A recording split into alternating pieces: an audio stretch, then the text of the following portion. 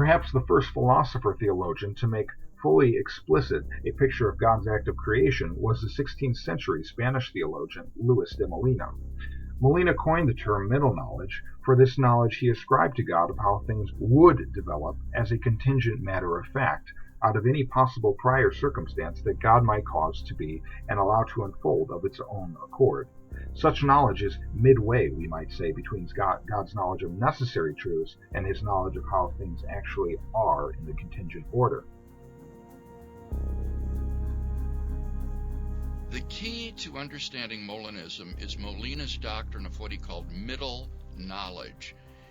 This is God's knowledge of everything that would happen under various circumstances. And he called it middle knowledge because it's in between, so to speak, God's natural knowledge, which is his knowledge of everything that could happen, and his free knowledge, which is his knowledge of everything that will happen.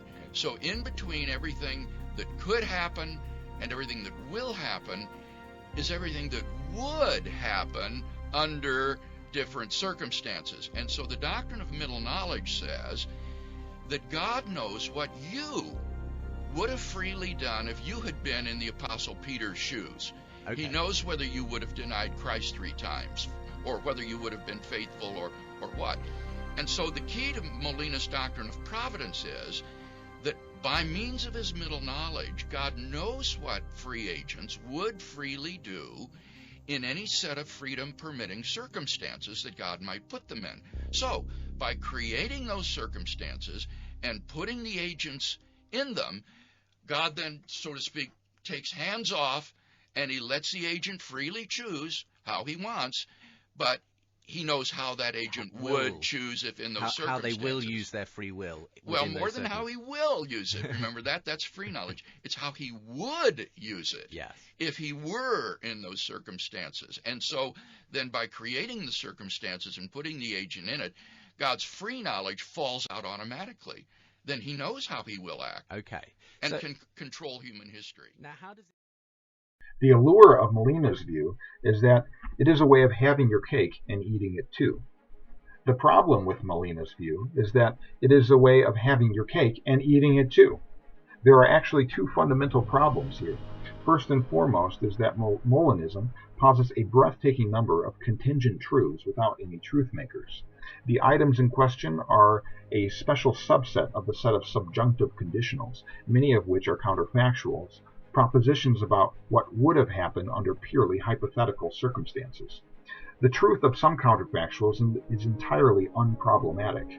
Consider the counterfactual: if I were to hold out the pen in my pocket and then let it go, and no extraordinary force were to be brought to bear, it would fall to the ground. This is obviously true and knowable by us, let alone an omniscient being. Why? Because it has a basis in certain facts about gravitational force, how physical forces in general interact, and facts about the pen. None of us may know all the details, but we know enough in a general sort of way to know that this counterfactual is true.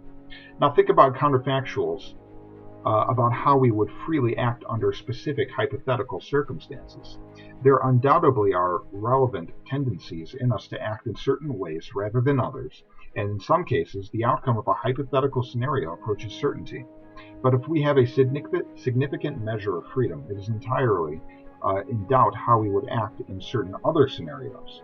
In many actual scenarios, it is within a fixed range of possibility, up to us at the time of the action to determine what we will do.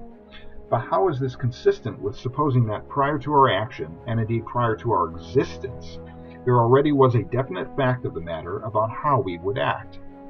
What could be the basis of these supposed purely counterfactual truths that are the objects of divine middle knowledge? Not facts about what our character would be in the hypothetical situations, since these, by hypothesis, do not make inevitable what we would do. At most, they make certain actions more probable than others, and no plausible alternative basis appears to be in the offing. It seems our Molinist offers us truths without truth makers. The second problem with Molinism is independent of the first. Stipulate some ontological basis for the counterfactuals of freedom that are true logically prior to God's creation decision. Some of these concern what we would do under conditions that actually come to pass. It now seems that our actions under these circumstances cannot be free, since there is a truth maker for what we will do prior to our doing it, a truth maker that does not reside in us, since it obtained prior to our existence.